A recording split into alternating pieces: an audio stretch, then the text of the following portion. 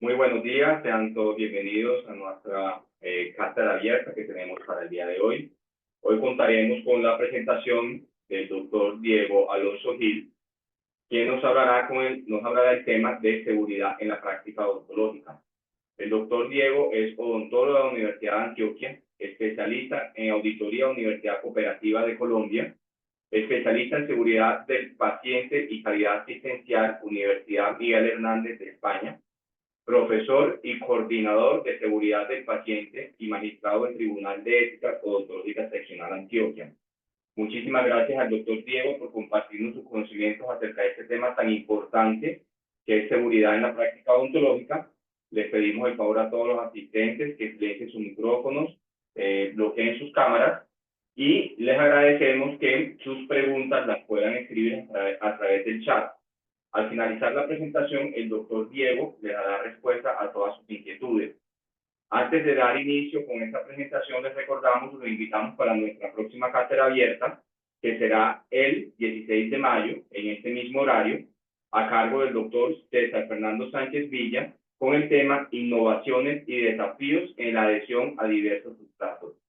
Doctor Diego, muchísimas gracias por su presentación el día de hoy. El auditorio es todo suyo. Muchas gracias, Orlando. Muchas gracias a la Facultad de Odontología y a todos ustedes por conectarse a esta conversación, que vamos a mirar algunos aspectos interesantes en relación con este tema de la seguridad y el enfoque que a nivel internacional y nacional se le está dando para la implementación. Mientras me conecto y comparto mi presentación, Lina, muy buenos días. Pues mire, este es un tema muy delicado y que las autoridades están investigando desde las 9:40 de la mañana. En este mismo punto de la localidad de Bosa hacen presencia al menos 6 funcionarios de la Secretaría de Salud. Específicamente están realizando labores de inspección dentro de un centro de odontología para verificar cómo es todo su funcionamiento y asimismo esclarecer qué fue lo que pasó con la muerte de esta joven Charik Marian Berrío. Recordemos que presuntamente esta joven ingresó a este centro odontológico, se practicó una cirugía de extracción de cordales y luego murió bajo extrañas circunstancias. Al parecer, una de las hipótesis es que pues adquirió una infección severa y después falleció.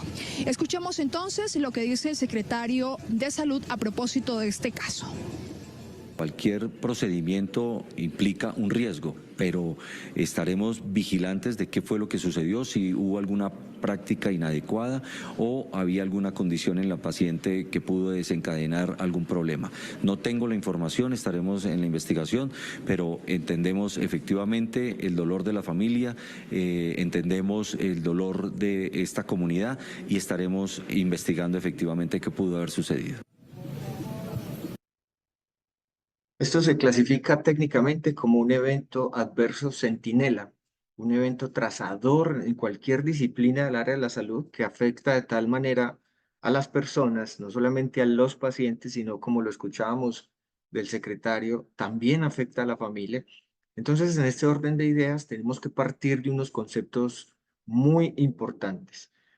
Primero, que la salud en Colombia es un servicio público a cargo del Estado. Eso en términos generales quiere decir, y en la gran mayoría de países latinoamericanos al menos, que compartimos muchos elementos de nuestras constituciones, la salud está a cargo del Estado en términos de que él es el responsable de garantizar, de organizar, de estructurar la forma como se presentan o cómo se prestan los servicios de salud.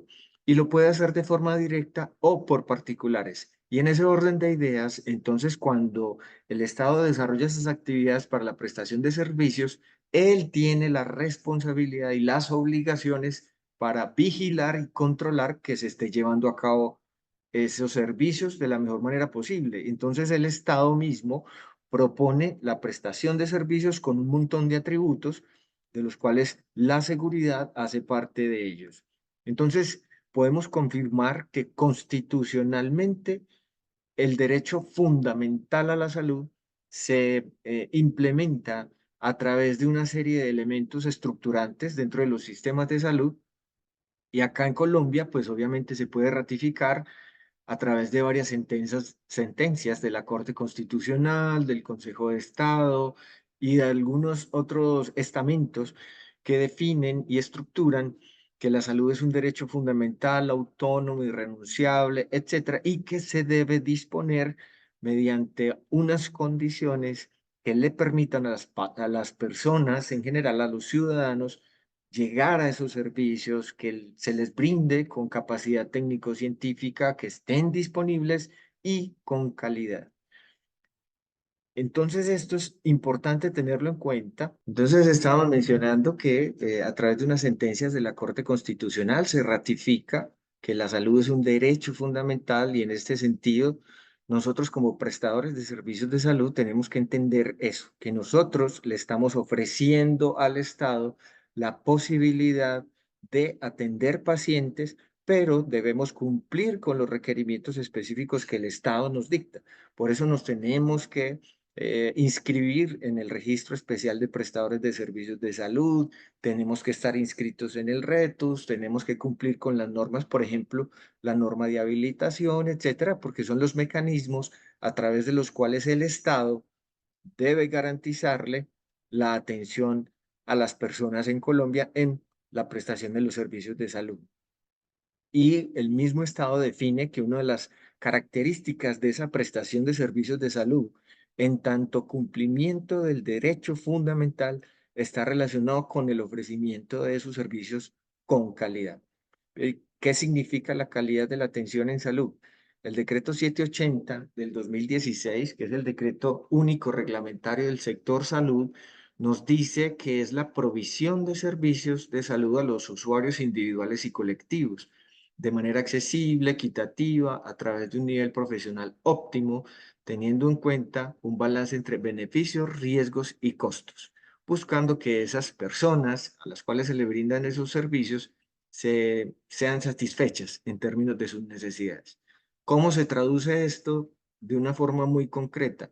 Es la mejor manera de hacer algo basada en la evidencia científica, buscando solucionar las necesidades y expectativas de las personas que acuden al sistema como pacientes, y propendiendo permanentemente porque esas atenciones en salud, esos procesos, esos procedimientos generen permanentemente beneficios y controlen los riesgos. Y aquí aparece un elemento muy importante, y en algunos análisis que se han hecho del sistema de salud, es, digámoslo, como el fundamento de algunos de los elementos que se han categorizado como fracasos del sistema, y está relacionado con los costos, costos que derivan en todo un sistema financiero que es el que actualmente nos tiene en una situación, pues, de la cual no vamos a profundizar, pero para que tengamos en cuenta. Entonces, cuando hablamos de la calidad, estamos hablando, insisto, de la mejor manera de hacer algo para que nuestros pacientes estén satisfechos.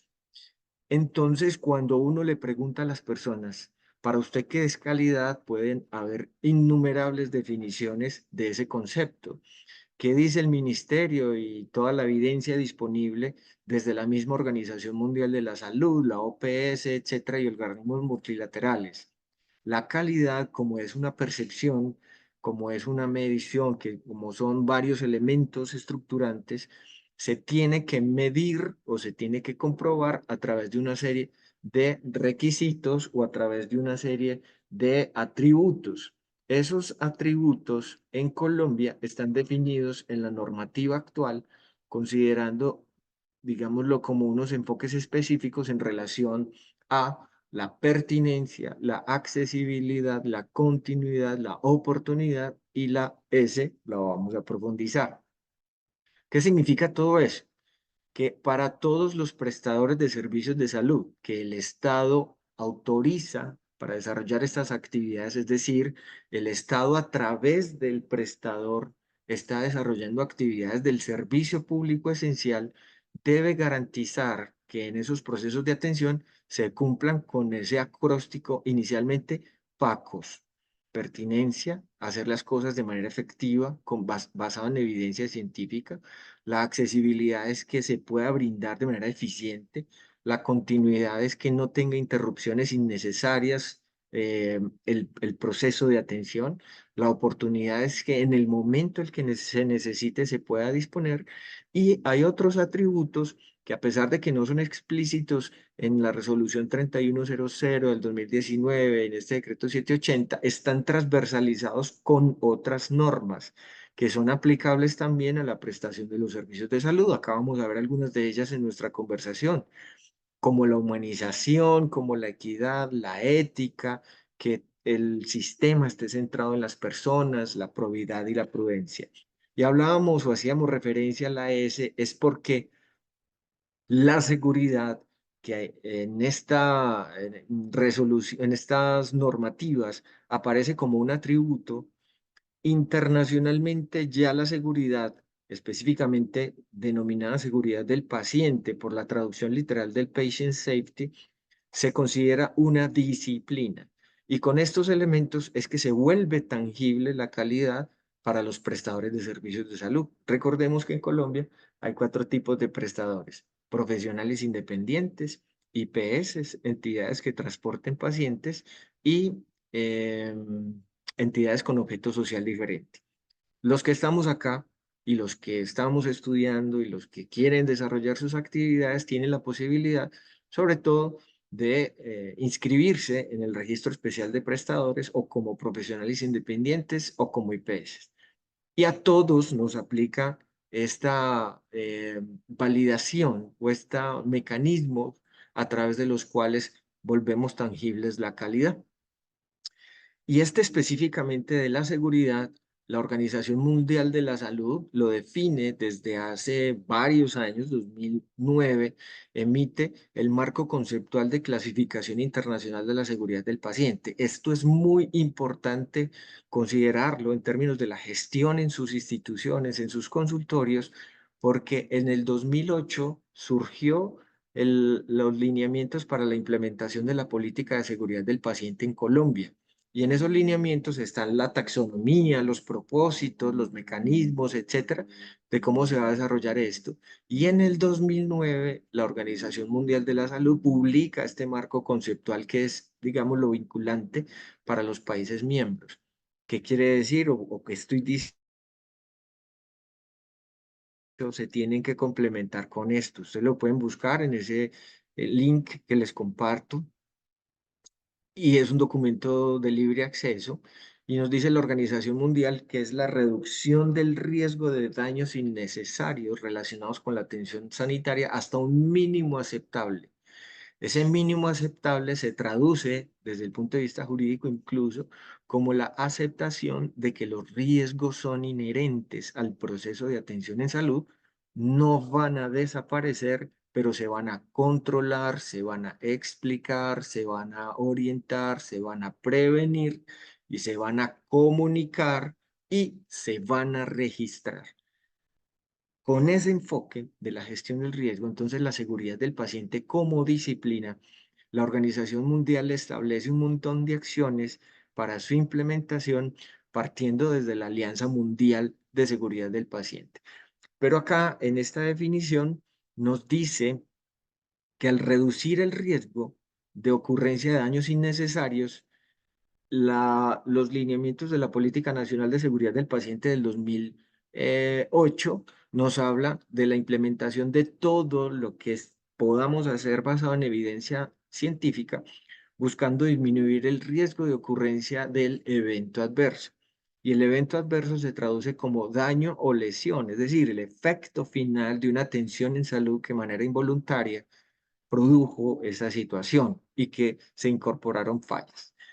Y en ese 2009 el marco conceptual trae la definición de daño. Si profundizamos en esa definición, vamos a entender por qué es necesario materializar todos estos elementos estructurantes de la prevención de los riesgos para controlar su ocurrencia y evitar lo que más se pueda la materialización en términos de daño a los pacientes. Entonces, esta conversación partió de un elemento, digámoslo, clave, y es que internacional y nacionalmente estamos hablando permanentemente de la noción de seguridad del paciente. Y como lo acabamos de ver, la definición de seguridad se circunscribe casi que exegéticamente al componente de atención clínica. ¿Cuál es la propuesta? Y de una forma innovadora y como un valor agregado, abordar o trascender a un concepto mucho más holístico, mucho más integral, que incluso en el discurso nos permite una orientación o una comprensión mucho más amplia del asunto, y es seguir hablando de la seguridad de la práctica odontológica. Y haciendo, digámoslo, un trabajo epistémico para esa definición, ese nuevo elemento que podríamos estructurar para la comunicación, incluso para la gestión.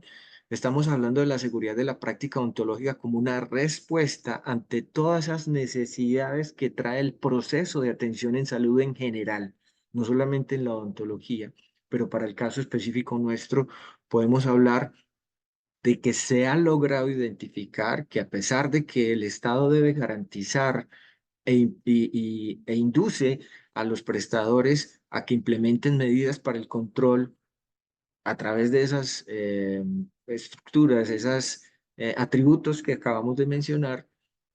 La seguridad de la práctica ontológica busca dar respuesta científica, técnica, social y ética a esos elementos del proceso de atención específicas para los individuos, no solamente el paciente, que ahí es donde empezamos a tener diferencias con el concepto de seguridad del paciente, sino también a los actores que hacen parte del proceso. Entonces están los profesionales, el personal auxiliar, los pacientes en general y sus acompañantes.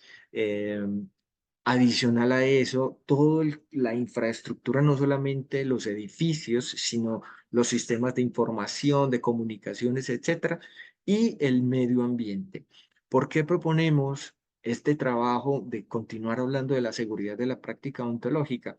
Porque la salud en términos generales, más que un derecho fundamental, es un proceso que interviene a los seres humanos y a las comunidades, buscando controlar al menos o mejorarles todo su ciclo vital, propendiendo porque no haya lesiones, no haya sufrimientos, etc.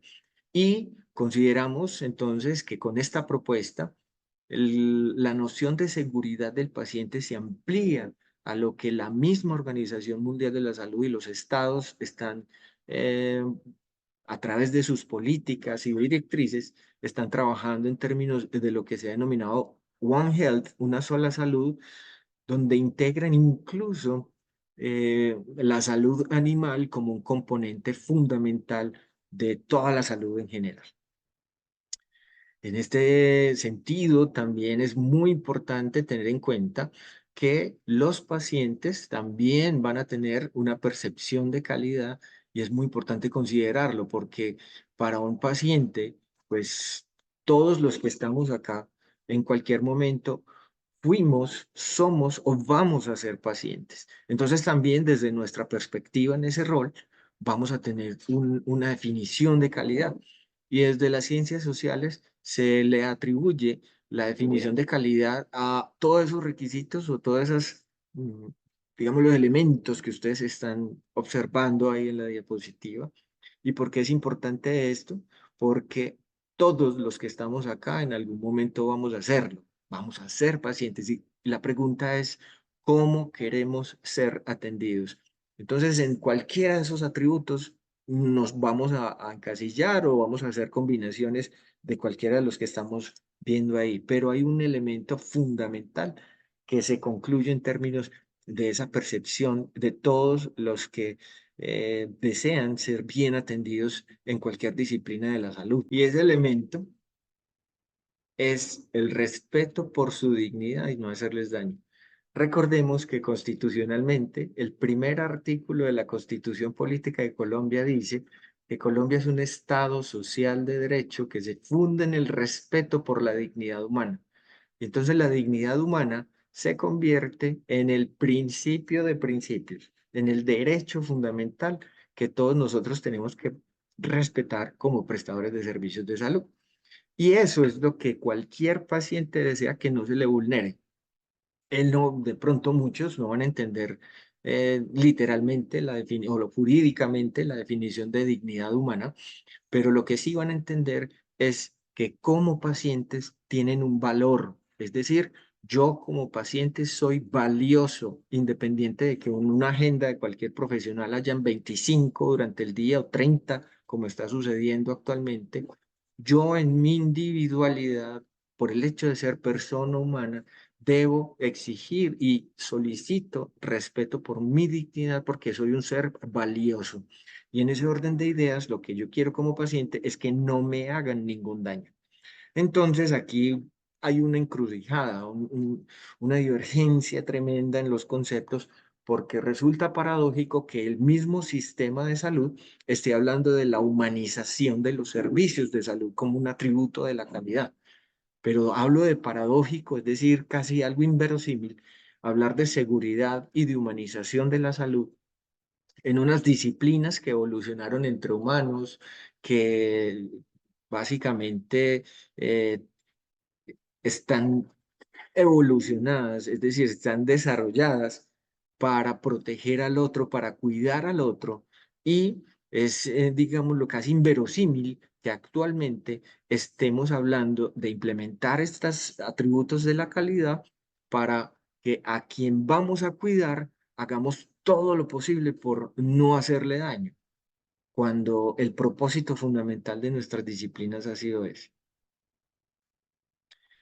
¿Y qué es deshumanización de la atención? Entonces hablamos de que resulta paradójico que estemos hablando de humanizar unas disciplinas que desarrollaron todo su funcionamiento para eso, para cuidar al otro. Y estamos diciendo entonces, sí, reconociendo que en nuestras disciplinas sí podemos hacerle daño a las personas. ¿Y qué es deshumanización? Todo el mundo habla de humanización como un atributo de la calidad, como un principio fundamental incluso de sistemas de calidad como el de acreditación. ¿Qué es deshumanizar? Es negar al otro, invisibilizarlo a una persona o a un grupo. Y dice Michel Foucault y otros autores que es tratarlos como objetos, como números, como instrumentos. Y aquí no voy a entrar en discusiones pues con algunos de los defensores de los sistemas eficientistas, que bueno, pues esa es su razón de ser, pero se habla del otro como un cliente, como un usuario, desconociendo incluso desde lo dialógico y desde la concepción epistémica, que es un ser humano al que nosotros le debemos atender. Es decir, nosotros estamos ofreciendo un servicio público esencial. Nosotros, como su nombre lo indica, le tenemos que servir al otro.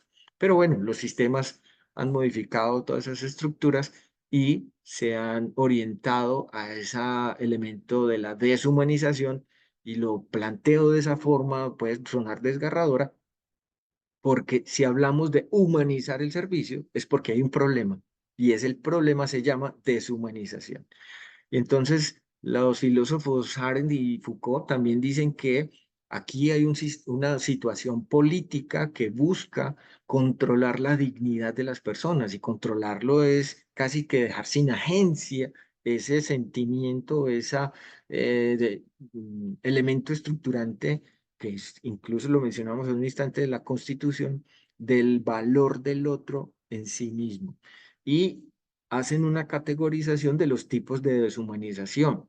Entonces hablan de deshumanización animalizante, mecanicista y estructural, como lo mencionaba anteriormente, invisibilizando al otro o convirtiéndole en un objeto, en un número, en un elemento, digámoslo, simplemente aislado dentro de un proceso, porque lo que interesa es el poder u otra de sus derivaciones. Esto que ustedes están viendo acá, digamos, lo que no se ha publicado, pero es la derivación, es la conclusión de un trabajo de investigación que recientemente hemos hecho, y definimos como un marco conceptual para comprender la relación entre factores generados de inequidad y desigualdad.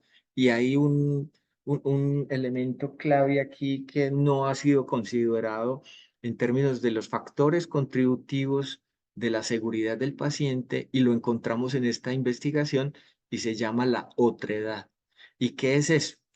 Entonces, en este gráfico ustedes pueden ver que evidentemente cuando hay elementos de la deshumanización, como los factores generadores de desigualdades e inequidades, la discriminación del otro, la estigmatización, a menor capacidad económica, más dificultades va a haber para obtener los servicios de salud, incluso el género, va a generar, valga la redundancia, una prestación de servicios de salud bucal inadecuados, con barreras de acceso, con faltas de continuidad y una percepción de mala calidad.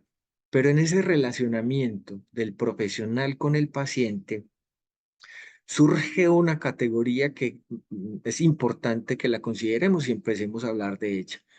Cuando hablamos de la seguridad del paciente, en nuestro caso la seguridad de la práctica odontológica, el Ministerio de Salud de Colombia recomienda la implementación de unos sistemas de calidad para la gestión de los eventos adversos. Entonces hablan de la espina de pescado, los planes de mejoramiento con las 5W1H, etcétera. Una instrumentalización de herramientas para gestionar y contar la calidad. Y dentro de esas herramientas nos hablan de el Protocolo de Londres como uno de los mecanismos o herramientas a través de las cuales se identifican literalmente los factores contributivos que se materializan tras la ocurrencia del evento adverso. Una pequeño paréntesis, el año pasado hubo una actualización del Protocolo de Londres para quienes les interesen estos temas. Incluso dentro de poco vamos a tener una gran capacitación en el distrito de Medellín, presencial, a quienes estén interesados, donde vamos a hablar de esos elementos, específicamente herramientas para la seguridad de la práctica odontológica. Entonces, dentro del Protocolo de Londres hay unos factores contributivos y en esta investigación logramos identificar que uno de esos factores que contribuyen a que la seguridad del paciente tenga afectaciones en la prestación de servicios de salud bucal se denomina la otredad o deodoring en inglés. ¿Y por qué es importante esto? Porque tradicionalmente cuando hablamos de la humanización de la atención, estamos, en mi concepto, y con base en esta evidencia que estamos presentando, en una revictimización del otro. O sea, yo como prestador de servicios de salud hago todo lo posible para que usted se sienta humano, entonces lo que estoy haciendo es consciente e inconscientemente considerándolo como un objeto, como algo que no tiene, como que no tiene humanidad.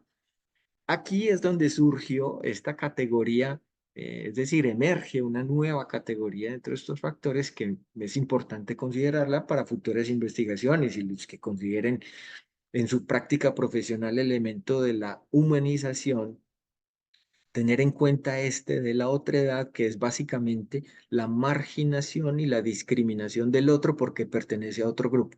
Por ejemplo, en este caso de la investigación, logramos identificar que mujeres negras provenientes de regiones rurales con un gradiente socioeconómico muy bajo, es decir, con poca posibilidad de obtención de recursos económicos para sus necesidades propias, son atendidas de peor manera que si fuera un hombre blanco, caucásico, rubio, de ojos azules, profesional y con dinero.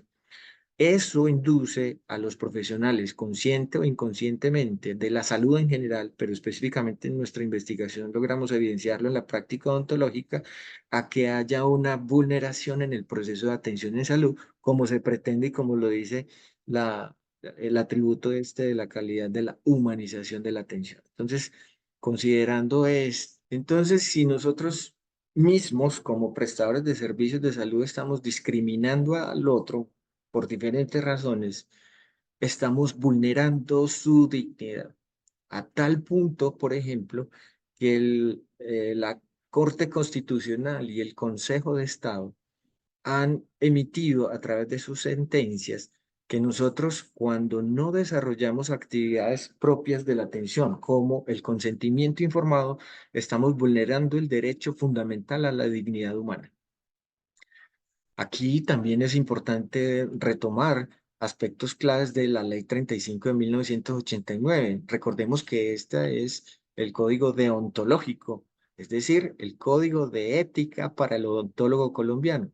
Y en su primer capítulo, en el artículo 1, en el literal A, nos habla del alcance de la odontología en Colombia, es decir, de dónde va la atención en salud bucal en Colombia.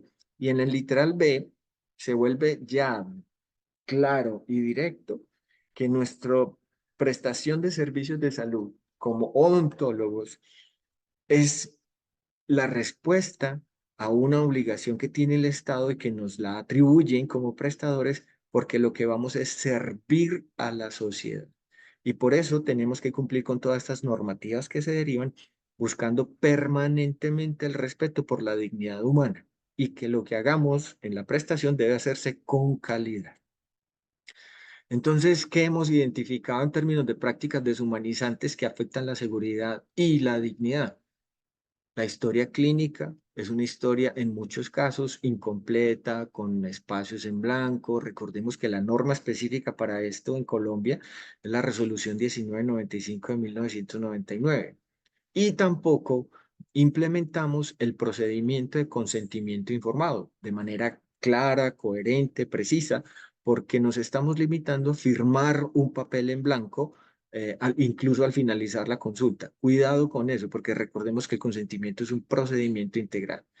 No registramos las obligaciones del paciente, las explicaciones no las dejamos evidenciadas, y aquí hay un elemento que sí deshumaniza completamente el proceso de atención, y es utilizar la palabra garantía en nuestros tratamientos. Nosotros no reparamos televisores, nosotros no vendemos repuestos individuales para la atención de las personas, entonces nosotros no garantizamos en esa lógica lo que hacemos como odontólogos. Entonces, una invitación es a que a partir de este momento, y si ya lo hacen, lo felicito, no utilicemos la palabra garantía con los tratamientos que hacemos con nuestros pacientes. ¿Qué consecuencias tiene eso? Pues ya lo hemos hablado durante la conversación, y es una vulneración de la dignidad humana como derecho fundamental, al desarrollar actividades deshumanizantes que no son consecuentes con las prescripciones, digámoslo así, de la seguridad para la práctica odontológica, que de hecho se vuelve insegura. Todo el propósito de la seguridad como disciplina es implementar todo basado en evidencia, y recordemos que las normas son evidencia también para controlar esos riesgos, y deriva en que esa exacerbación de la enfermedad se complejice. Es decir, hay una desconfianza en el proceso de atención en salud, y eso está generando también alteraciones en el ejercicio profesional. Por eso, la seguridad es la propuesta, no debe ser exclusiva de los pacientes. También debe haber implementación de acciones orientadas a la seguridad del talento humano en salud. Y lo vemos actualmente en una serie de síndromes que nos están afectando, como por ejemplo es el síndrome de burnout, donde las personas van a sus lugares de trabajo empezando el día ya cansados, ya con el estrés del solo hecho de llegar a sus lugares de trabajo. ¿Dónde estamos y hacia dónde vamos? Pues no vamos a profundizar en términos de lo que en Colombia se implementa a través de la resolución 3100 del Sistema Único de Habilitación. Recordemos que se especifica la seguridad del paciente en Colombia mediante la implementación de procesos prioritarios, pero que eso se transversaliza en toda la norma de prestación de servicios de salud. Y en el mundo, ¿qué está pasando? Y aquí es donde vamos a hacer énfasis, y es que Colombia ha suscrito con otros países miembros a través de organismos multilaterales como la Organización Mundial de la Salud, la OPS, Organización Panamericana, y la Organización para el Desarrollo Económico y Cultural, la OCDE, suscribe el cumplimiento de lo que se denominan los Objetivos de Desarrollo Sostenible. ¿Qué es eso? La planeación del mundo hasta el 2030. En el 2030 hay diferentes metas que cumplir. Una de ellas es la 3.8, que dice que todos los países deben lograr cobertura sanitaria universal, protección de riesgos financieros y acceso a servicios de salud de calidad y seguros. Entonces miren que una meta del mundo, de los países miembros de estos organismos multilaterales, es que la prestación de los servicios tiene que garantizarse con esas características. Y usted que es prestador de servicios, sea independiente, IPS, entidad con objeto social diferente, o si tiene una empresa de transporte de pacientes, tiene que apuntarle a eso como disciplina. El 2023 sale, perdón, 2021 sale el Plan de Acción Mundial para la Seguridad del Paciente, digamos lo que es la bitácora hacia donde tenemos que apuntarle en la implementación de las acciones para garantizar esa seguridad que nos están pidiendo los Objetivos de Desarrollo Sostenible. El Día Mundial de la Seguridad del Paciente se celebra desde hace 5 años, el 17 de septiembre, y es, digamos, un mecanismo que la Organización Mundial ha establecido para empezar a concientizar a todos los países y los actores de que ese tema de la seguridad es absolutamente importante y transversal al desarrollo global de la humanidad. Entonces, el 17 de septiembre de cada año se celebra esto. Nosotros desde una herramienta que utilizamos en el distrito de Medellín, les voy a mostrar enseguida, hacemos esa celebración cada año. Iniciativa emblemática, un diseño por la seguridad del paciente 2021-2030.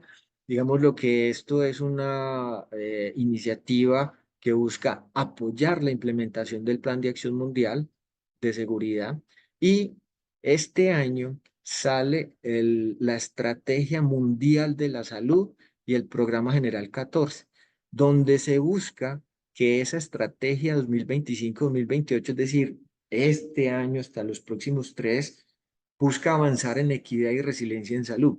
Y hay una transversalidad ahí muy importante, y es que nos está hablando que con el enfoque en estos 3 años en la salud en el mundo se debe hablar de la disminución de las inequidades y las desigualdades. Y acabamos de ver un elemento estructurante dentro de esas fallas en las atenciones en salud, y es la otra edad. A pesar de que no lo presentan explícitamente en esta estrategia mundial, nos están hablando del fortalecimiento de los sistemas, sobre todo de la APS, la preparación para emergencias. Ya nos están advirtiendo en este trienio que tenemos que prepararnos mejor ante la ocurrencia de situaciones como la pandemia que recién pasamos hace unos años, y en perspectiva de una sola salud. Recordemos que One Health involucra la atención en salud propiamente dicho para humanos, todos los procesos de gestión relacionadas, la atención para animales y el medio ambiente. La coparticipación y colaboración multisectorial hace referencia pues a esas alianzas entre los diferentes actores. Les vamos a mostrar que incluso nos adelantamos en el distrito de Medellín con muchas de estas solicitudes de la estrategia mundial. El desarrollo y la implementación de tecnologías. Y recordemos pues que en Colombia hay una norma de hace muchos años que habla de que la historia clínica se tiene que sistematizar o digitalizar para que haya una historia única, interoperable. Y la formación y la capacitación del talento humano en salud, y esta actividad pues por parte de nuestra facultad es una de esas respuestas a estas solicitudes de la Organización Mundial. ¿Y qué competencias nos trae este Plan Mundial de Salud para un cuidado seguro? Que tenemos que fortalecer los conocimientos sobre seguridad del paciente. Tenemos que mejorar la comunicación entre los actores que hacemos parte de la atención de los pacientes. Tenemos que tomar decisiones basadas en evidencia, informadas, que prioricen ese control de los riesgos. Tenemos que mejorar el trabajo en equipo y colaborar entre todos los actores, multi e interdisciplinarios. Nosotros como disciplina no podemos seguir trabajando aislados en un consultorio. Tenemos que interactuar con otros profesionales, otras disciplinas, por obvias razones. Tenemos que implementar los sistemas de gestión de las fallas, promoviendo una cultura institucional, una cultura gremial de la seguridad, y tenemos que aprender a mejorar y adaptarnos a los cambios que se vienen. Transversalizado todo esto, insisto, por la seguridad como disciplina. Ese Plan de Acción Mundial para la Seguridad del Paciente, como suele suceder por la Organización Mundial de la Salud, lo habla en términos genéricos, sobre todo para ambientes hospitalarios, quirúrgicos, etcétera. Entonces, a estas disciplinas, sobre todo disciplinas de consulta externa como las nuestras, nos toca tomar todos estos elementos, masticarlos y buscar la forma de implementarlos en el quehacer diario que nosotros desarrollamos. Este Plan de Acción Mundial por la Seguridad del Paciente nos habla de 7 dimensiones específicas, cada una de ellas con 5 objetivos. Esto lo encuentran ustedes disponible fácilmente en el Internet, pero me he tomado el trabajo de hacer, digamos, una sinergia con muchos elementos estructurantes, pues no nos da tiempo de explicar cada uno de ellos, pero esta adaptación de ese modelo 7x5 de la OMS aplicado a la práctica odontológica redundan en lo que estamos informando. Primero, entender que tenemos que implementar acciones buscando controlar los riesgos para evitar los daños. Recordemos que los riesgos no se eliminan. Tenemos que buscar que nuestros servicios odontológicos sean confiables, que a la gente no le dé temor ir al odontólogo, no por el hecho mismo de ir a la odontología, sino porque no le hagamos daño. Y nuestros procesos tienen que estar basados en evidencia científica, buscando o garantizando esa fiabilidad del sistema. Buscar la participación de los pacientes y las familias en su seguridad. Les voy a compartir un video súper lindo que es hecho de pacientes para pacientes y ustedes la pueden descargar, la pueden utilizar gratuitamente en sus prestadores de servicios de salud. Y adicional a eso, pues también tenemos que ampliar la investigación, generar alianzas con otros actores y participar permanentemente en estas actividades de formación.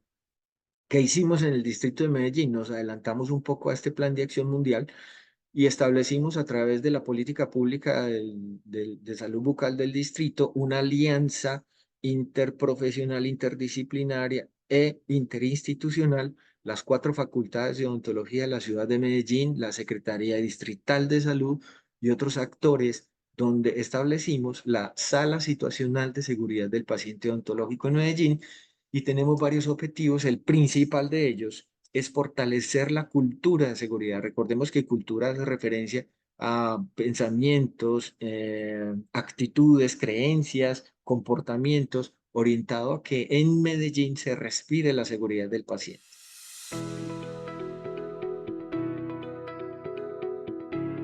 Esta es la herramienta que les digo, es un video hecho de pacientes para que se involucren en el proceso de atención en salud. Lo podemos compartir, quien lo requiera nos puede escribir para que este video lo puedan distribuir a través de sus prestadores o a través de sus consultorios.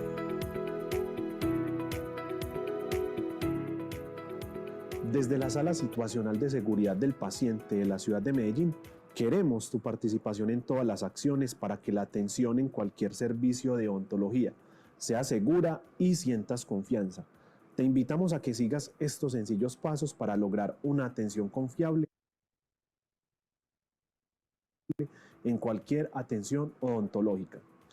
Al llegar a cualquier servicio odontológico, revisa siempre que tengan los distintivos de habilitación, que son la evidencia de ser un sitio autorizado por el Ministerio. Cuando te atiendan, siempre debes entregar información veraz sobre tu condición de salud, informar si sufres de alguna enfermedad o si tomas algún medicamento, sin omitir cualquier dato que sea importante para tu atención. Nunca permitas que se haga un procedimiento sin tu consentimiento. Solicita que siempre te expliquen lo que se va a hacer, cuáles serían esos riesgos, en un lenguaje claro que comprendas, y solicita que todo quede registrado en la historia clínica. También verifica que en el consultorio esté todo limpio y desinfectado. Debes estar siempre alerta a cualquier elemento que pueda afectar tu movilidad, como por ejemplo pisos húmedos, derrames, desniveles, cables sueltos, y si fuera así, infórmalo al personal del servicio. Solicita a quienes te atienden que se laven las manos en tu presencia, que usen siempre los elementos de protección personal y que usen siempre instrumental, equipos y material estéril. En ocasiones te pueden prescribir medicamentos, por lo que debes preguntar, por ejemplo, cuáles y cuántos son, cómo te los debes tomar o aplicar, por cuánto tiempo y, muy importante, qué reacciones adversas te pueden dar y qué debes hacer si esto sucediera. Recuerda, haces parte del proceso de atención y tu seguridad nos importa. Tu bienestar es una prioridad, por eso participa activamente en tu propio cuidado. Entonces, como lo acaban de ver, esto es un proceso que hemos desarrollado, hemos trabajado desde hace varios años acá en el distrito de Medellín y en el que todos nos podemos vincular. Finalmente, esto es un asunto que no le corresponde a los gestores de calidad, a los líderes de seguridad, eso es responsabilidad de otro porque lo mío es la clínica. No, esto es un asunto de corresponsabilidades, incluyendo, como lo acabamos de ver, a los pacientes. Recordemos que estamos desarrollando un servicio público esencial. El Estado nos autoriza a que atendamos sus pacientes y por eso le tenemos que responder con todas estas atribuciones de calidad y de seguridad. Este es un asunto tampoco de no callar, de ocultar, porque la ocurrencia de los denominados eventos adversos es normal en los procesos de atención en salud y en odontología suceden. No, no es normal, digámoslo así, no es jurídicamente válido que ocultemos información. Es decir, tras la ocurrencia de la materialización de un riesgo que se deriva en un evento adverso, eso no lo podemos ocultar. Tenemos que comunicarle al paciente, tenemos que registrarlo, tenemos que hacer la gestión para evitar que se repita. Y mucho menos es señalar al otro. Es decir, eres culpable de que hayan daños, eres culpable de que hayan fallas, eres culpable de que en este consultorio no vengan pacientes, eres culpable. No, porque el mismo sistema de seguridad en Colombia nos habla de un principio fundamental y es la no punitividad. Recordemos que los riesgos son inherentes al proceso de atención en salud y cuando, digámoslo, se materializan esos riesgos, no intencionalmente, es muy probable que deriven en un evento adverso. Entonces no hay que culpabilizar si se le materializa un riesgo a uno de nuestros colaboradores, porque lo que fallan son los sistemas. Las personas, por principio fundamental de lo humano, pues no tienen intención de hacerle daño al otro, es decir, implementar actitudes dolosas para que el proceso de atención en salud tenga fallas propiamente dicho. Yo tuve una experiencia con los indígenas que fue traducir la Constitución a lenguas indígenas.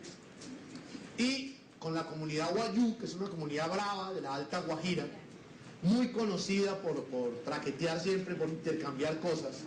La palabra traquetear viene de trocar, después se confundió con el traqueteo de las ametralladoras, que inicialmente era trocar. Esa a mí me tocó traducirla con ellos. Era, la experiencia era, ellos se reunían, uno iba con un traductor y un abogado de ellos y les decía, nosotros tenemos una constitución. El traductor decía, y ellos ahí decían, y uno decía, ¿qué están diciendo? Y ellos le devolvían. El artículo 11 para nuestra constitución, para vergüenza nuestra constitución dice, artículo 11, nadie podrá ser sometido a pena cruel, trato inhumano o desaparición forzada. Imagínense esa vaina. Que en una constitución de un país diga eso. Eso es algo así como si uno llega a una casa de visita y dice, por favor no se suene con el mantel. Uno dice, no, pero los que viven aquí son unas bellezas. Bueno, entonces, dice, nadie podrá ser sometido a pena cruel, trato inhumano o desaparición forzada. ¿Sabe qué tradujeron los indígenas? Pedazo 10.2. Nadie podrá llevar por encima de su corazón a nadie, ni hacerle mal en su persona, aunque piense y diga diferente. Nadie podrá llevar por encima de su corazón a nadie, ni hacerle mal en su persona, aunque piense y diga diferente. Un principio fundamental de la humanización de la atención que tenemos que reevaluar para el desarrollo de nuestras actividades, porque finalmente lo que nosotros queremos con nuestros pacientes, con nuestros compañeros, con nuestra infraestructura y con el medio ambiente, a través de la implementación de la seguridad de la práctica odontológica, es respetar la dignidad humana, así de sencillo, porque usted va a cuidar, porque va a cuidarse y porque va a ser cuidado en algún momento de su vida. Muchísimas gracias. Ahora procederemos entonces con la sesión de preguntas. Orlando, ¿me colaboras, por favor? Diego, muchísimas gracias por tu presentación. Definitivamente la seguridad del paciente de odontología es un crucial para garantizar una atención de calidad y bienestar. Muchas gracias por tu enfoque, ya que nos ayuda a tener una prevención de eventos adversos y la reducción de riesgos. Muchas gracias. Paso seguido, daré lectura a las preguntas que tenemos en este momento en el chat. Les recuerdo que la conferencia del doctor Diego fue grabada y será compartida a más tardar el próximo viernes de la próxima semana en los canales institucionales de la Facultad de Odontología. Primer pregunta, ¿es posible saber cuáles son los eventos adversos más frecuentes asociados a la práctica odontológica? Por supuesto, a pesar de que esa categorización es difícil encontrarla en la evidencia disponible a nivel mundial, sí hay investigaciones que hablan de la ocurrencia o la materialización de riesgos. Sucede sobre todo en atención ambulatoria en menores de edad, laceraciones con ocasión de la utilización de equipos biomédicos, perforaciones en endodoncia, fracturas radiculares, la sacada del diente que no es. Tenemos también comunicación oroentral o alojamiento de resto radicular en seno maxilar. También tenemos fracturas mandibulares.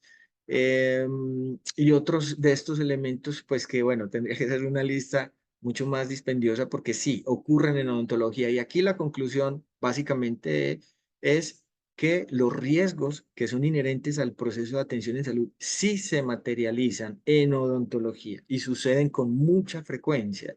Lo que tenemos que hacer es trabajar en equipo, propender porque esos reportes de seguridad que nosotros tenemos la obligación de hacerlo en Colombia, sistemas de notificación de estos eventos adversos, tomemos esos eventos, los factores causantes o los factores contributivos y los convirtamos en educación continua, educación para la vida, asistencias técnicas, que es lo que hacemos desde la Sala Situacional de Seguridad del Paciente del Distrito de Medellín. Tenemos los reportes de eventos adversos de 5 años consecutivos, si no estoy mal, y con esos reportes hemos logrado identificar cuál es el área de la odontología donde más fallamos, entre comillas, donde más se materializan los riesgos. Como identificamos esas fallas y esas áreas de la odontología, a través de las 4 facultades y programas como la cátedra itinerante, el congreso que hacemos local, y ahora recientemente empezamos a hacer un congreso regional con el apoyo de la Secretaría de Salud e Inclusión Social de Antioquia. Hacemos esas cátedras itinerantes con los temas específicos que identificamos como materialización de riesgo. Por ejemplo, identificamos en la serie de reportes que el evento que más se repite es el de la perforación en endodoncia. Lo que hicimos en las cátedras itinerantes fue llevar un endodoncista o varios endodoncistas a varias de esas actividades para que nos hablaran de técnicas, de avances, etc.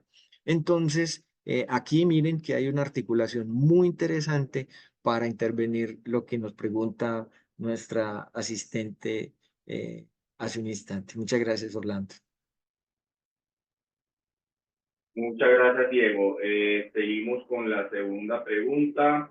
Nos preguntan, en los casos donde se explica el tratamiento ideal, pero el paciente no cuenta con los medios económicos para cubrir este ideal, pero tampoco al paciente podemos dejarlo sin ningún tratamiento, ¿qué palabra utilizaría para dejar escrito en la historia clínica, abro comillas, no garantía, cierro comillas, a este tratamiento alternativo? Esa pregunta la han hecho muchísimo, porque cuando promovemos el no uso de ese concepto, entonces uno ve que se les ilumina los ojos. Bueno, entonces yo a partir de ahora, ¿qué digo? ¿Qué uso? Recordemos que la Ley 35 de 1989, que es el Código de Ética Odontológico, nos dice en uno de sus artículos que todos los que desarrollamos esta actividad tenemos que explicarle las opciones de tratamiento a los pacientes. Pero previo a eso, tenemos que explicarle los riesgos en un mecanismo dialógico, de concertación, etcétera. Bueno, no lo dice así literalmente, pues el artículo, pero es lo que estoy interpretando y les estoy explicando. Ese proceso dialógico tiene que terminar en un documento o una descripción o un registro de esa explicación y de que usted le explicó las opciones de tratamiento. Y ya sabemos que la evidencia científica disponible para los diferentes tratamientos en odontología nos habla desde los más básicos, menos costosos, un nivel intermedio, hasta los más costosos. Estamos en una sociedad, al menos en Latinoamérica, donde ese gradiente socioeconómico es evidente. Es decir, hay personas con muy poca capacidad económica que no van a tener el acceso a esas tecnologías de salud de forma eficiente, pero hay quienes sí lo tienen. Tienen capacidad económica para pagar lo que requieren. Entonces, cuando hablamos del respeto por la dignidad humana, estamos buscando que nosotros como profesionales de esta disciplina entendamos al otro como un ser humano, no como un electrodoméstico. Cuando proponemos no utilizar la palabra garantía, estamos hablando de que en el diálogo con los pacientes se logre poner de precedente que hay unos riesgos que se pueden materializar. Y eso es lo que se hace en un procedimiento de consentimiento informado. Entonces no es utilizar un sinónimo o un antónimo de garantía, no. Es implementar un adecuado proceso de identificación de los riesgos específicos de acuerdo con el procedimiento que usted vaya a desarrollar, le explique las opciones de tratamiento y deje registro explícito en la historia clínica. Recordemos, doctores, doctoras, estudiantes, quienes estén conectados. En Colombia, esa ley 35, el Código de Ética Odontológico, tiene por allá un campo que se denominan las sanciones. Y resulta que con la materialización de esos riesgos, cuando el odontólogo o la odontóloga no considera alguno de esos artículos, nosotros como magistrados de los tribunales de ética odontológica tenemos la obligación de hacer investigaciones y determinamos si la conducta del odontólogo se ciñe al código deontológico.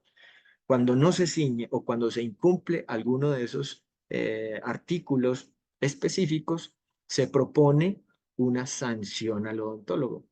Y menciono esto porque la mayoría de las sanciones que actualmente se están desafortunadamente impartiendo por una mala conducta de los odontólogos y las odontólogas parten sobre varios de los artículos, principalmente por no explicar los riesgos, no desarrollar un adecuado procedimiento de consentimiento informado y no dejar evidencia o registro de haberlo hecho. Entonces, para no extenderme más, la palabra garantía, sáquenla de su léxico y transfórmela en un procedimiento de explicación de los riesgos,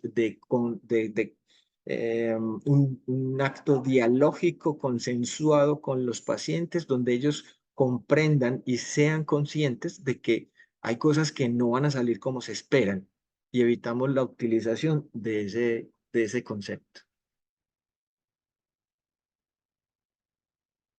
Muchas gracias, Diego. La siguiente pregunta. Buen día. Por favor, nos regalan la referencia, bibliográfica del artículo comentado en relación a la otredad. Gracias. Muchas gracias por el interés. Resulta que estoy a puertas de terminar mi proceso académico de maestría en ciencias odontológicas y el proyecto de investigación. Quiero aprovechar pues para agradecerle a todas las personas que se involucraron, a mi tutor, el doctor Andrés Alonso Agudelo, mi cotutora, la doctora Isabel Cristina Posada, de la Facultad Nacional de Salud Pública de la Universidad de Antioquia. Esa es una conclusión a la que llegamos implementando unas herramientas dentro del modelo de investigación cualitativa que se llama teoría fundamentada. ¿Qué quiere decir eso? Que a través de una serie, de un proceso técnico académico, logramos presentar o materializar un discurso que se puede traducir en una teoría. Y llegamos a esa conclusión de acuerdo con todo ese proceso y surge la otredad como un factor contributivo que tenemos que tener en cuenta a la hora de desarrollar nuestras actividades de atención en salud bucal. No está publicado todavía porque tengo que sustentar de hoy en 15 días. Espero que me vaya muy bien pues con los jurados, pero inmediatamente pues se acepte el artículo en una revista que fue enviada internacional, con el mayor cariño del mundo será compartido. La siguiente pregunta, ¿qué estrategias pueden implementarse para fortalecer o mejorar la cultura de seguridad del paciente en nuestros profesionales? Eso es muy importante porque recordemos que la resolución 3100 del 2019, que es la del Sistema Único de Habilitación, nos habla de las principales, o mejor, los atributos, las características esenciales que tiene que cumplir un prestador en términos de la habilitación. Y dentro de ese Sistema Único de Habilitación está el estándar de procesos prioritarios. Dentro del estándar de procesos prioritarios nos dicen qué es lo que hacemos nosotros en nuestro consultorio, lo tenemos que tener documentado. Pero esos principales procesos prioritarios nos habla de tener un programa de seguridad del paciente, de involucrar a los pacientes en el proceso de atención en salud, de gestionar los eventos adversos, de identificar correctamente los pacientes, de implementar mecanismos para que la cirugía que realizamos en odontología, no cirugía maxilofacial, sino procedimientos quirúrgicos convencionales también, se hagan de forma segura. Y otros elementos que, bueno, nuevamente paréntesis, los invito a que quienes están en la ciudad de Medellín participen dentro de un mes, creo, finalizando mayo, en un gran seminario donde vamos a hablar de cada una de estas estrategias presencial y vamos a explicar cómo las van a implementar, cómo van a hacer el seguimiento, cómo van a evaluar con base en esa norma que les acabo de referir y lo que actualmente a nivel mundial se está planteando. Cerrando paréntesis, entonces, en esa norma se puede encontrar. Pero algo muy importante a tener en cuenta, formación, educación para la vida y participación de todos estos mecanismos de socialización de los avances. Digamos, lo de las maneras que uno tiene de vincularse nuevamente con las universidades, porque allí es donde surge o se actualiza con más facilidad. Entonces los invitamos a que vuelvan a la universidad en su calidad de graduados, de egresados, para que estén permanentemente en actividad, no solamente en esos temas académicos, clínicos, sino también de otra índole. Muchas gracias, doctor Diego. La siguiente pregunta, buenos días. Quiero saber buenos días. ¿Nos pueden compartir el enlace de la OMS que aparece en la presentación? Gracias. Es que hay varios, pero si buscas específicamente el tema, como por ejemplo Plan de Acción Mundial por la Seguridad del Paciente, OMS, los lleva directamente al link. Si buscan la clasificación internacional para la seguridad del paciente, también los lleva directamente al link. O sea, el tema de interés, o si no, me escriben, yo les compartí mi correo electrónico o muchos tienen mi celular, no me molesta, entonces me pueden escribir y les comparto toda la información que tenga disponible. Muchas gracias. La siguiente pregunta, y es la última que veo por acá. Si alguien tiene alguna otra pregunta, con mucho gusto la puede escribir a través del chat. Buenos días. Quiero saber dónde se puede descargar el video presentado de pacientes para pacientes, o si nos pueden compartir. Muchas gracias. Sí, ese video fue elaborado por un equipo interdisciplinario de las 4 facultades, la Secretaría Distrital de Salud, la Oficina de Comunicaciones de la Alcaldía de Medellín, y ese video lo pueden descargar en el micrositio de la Política Pública de Salud Bucal de Medellín. Es un video, insisto, como lo acaban de ver, un video que realmente emociona porque si un paciente le habla a otro paciente, la concepción de la seguridad va a ser mucho más práctica. A diferencia, y lo evidenciamos, insisto, en la literatura científica, de si un profesional le habla a un paciente, siempre, o al menos en la gran mayoría de los casos, el paciente lo va a ver todavía en ese modelo hegemónico, es decir, lo va a ver por ahí arriba y no es que esté montado pues en un pedestal, sino que va a tener esa percepción o esa sensación de estar por debajo del conocimiento del profesional. Pero en términos generales, cuando yo como paciente escucho a otro par mío, paciente, hablándome, yo empiezo a comprender esa información. Entonces, lo pueden obtener allí en ese micrositio de la política pública, está disponible, y si no, insisto, me escriben. Mi correo institucional es tal11.gel. Permítanme, voy a compartir nuevamente la última diapositiva para que lo tengan ahí presente. Diego, ahorita ibas a decir tu correo, por acá nos están preguntando que si por favor les compartes de nuevo el correo tuyo. Si lo puedes escribir en el chat, sería una gran ayuda. Pero Listo, esperen, por acá no hay ningún problema. ya mismo lo comparto. Mientras tanto, Orlando, pues si tienes algunas otras preguntas, mientras voy copiando. Por acá en este momento son muchos los agradecimientos, Diego, que has tenido de los 108 asistentes que tuvimos el día de hoy. Realmente es un tema demasiado interesante para implementar todas esas medidas para evitar accidentes y errores y complicaciones durante el tratamiento, así como minimizar el impacto de eventos inevitables. Definitivamente es una conferencia muy importante que nos has traído el día de hoy. No, Orlando, a vos por tu liderazgo, porque estas actividades redundan en el mejoramiento de la práctica ontológica en general. Y este servidor, pues lo que necesiten, saben que es un tema que apasiona, que gusta, y he logrado, al menos en lo personal, articular elementos estructurantes de la práctica ontológica con la seguridad y, pues desafortunadamente, con el conocimiento de causa de situaciones que afectan el proceso de atención, como la vulneración de el código de ética ontológica, que lo aprovecho y ofrezco excusas pues porque suena crudo, aprovecho esas ocurrencias para que la práctica ontológica mejore a través de estas conversaciones. No sobra invitarlos a que continúen adheridos en las actividades de las facultades de odontología, de nuestra facultad de odontología de la Universidad de Antioquia, y estén pendientes de la invitación que ya está haciendo la Secretaría Distrital de Salud para ese evento que se realizará finalizando el mes de mayo. Me están escribiendo por acá, por mi celular, que si es posible que se transmita también de forma virtual, porque al parecer pues hay gente del exterior conectada que está como interesada en el asunto. Voy a preguntar qué posibilidades hay.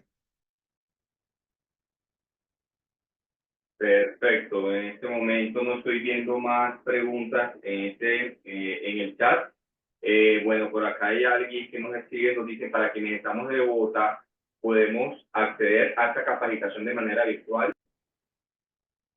Como les acabo de decir, no solamente los del exterior, bueno, muchas gracias a los de Bogotá.